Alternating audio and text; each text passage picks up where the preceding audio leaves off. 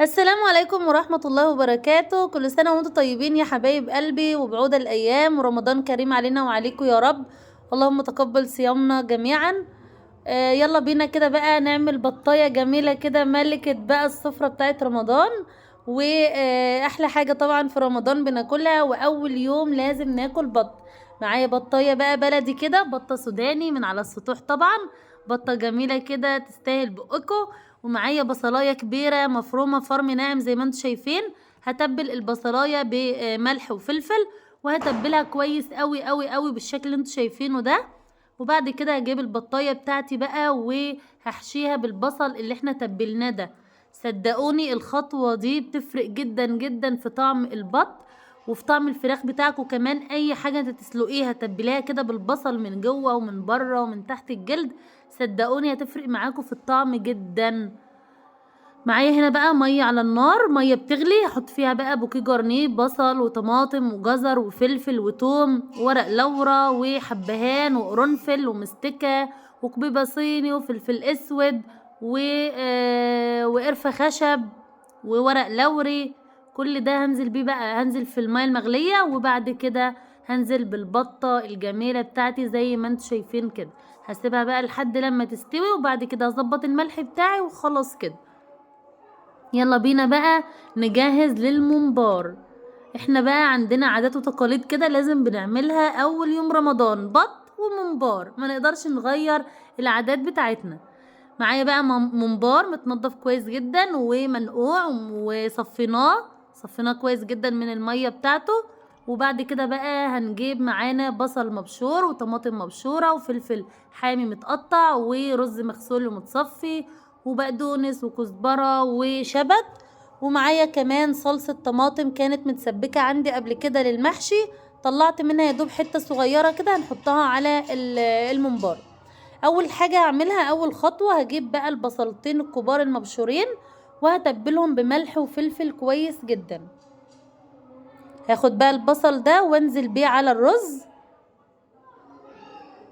من اجمل طرق الممبار اللي ممكن تعمليها، صدقيني احلى من التسبيك بقى والتعقيد والكلام ده كله.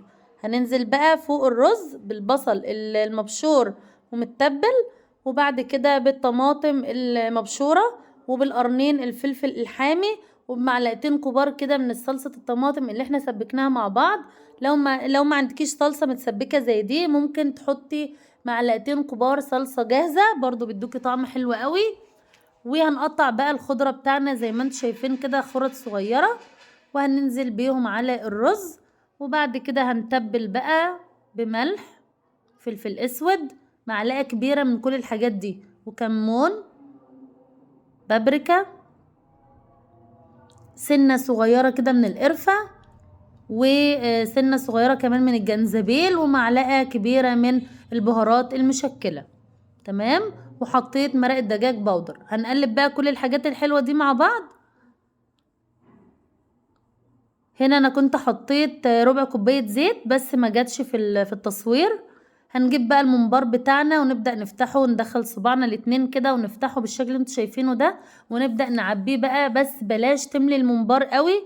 يعني خلي الرز مفرود معاكي كده في الممبراية علشان ما تبقاش مكبوسة معاكي كده، والرز طبعا بعد السوا بيزيد فالممبراية تفرقع منك. حاولي ما تمليش الممبرايه، زي ما انت شايفه كده شويه رز صغيرين تفرديهم في الممبرايه كلها. تمام. زي ما انتم شايفين كده، ونضفي الرز اللي بره كله. حله على النار بقى فيها ميه بتغلي، هنزود الميه دي يعني تقريبا 5 أو 6 مغارف من شوربه البط، تدي طعم تحفه في سلق الممبار.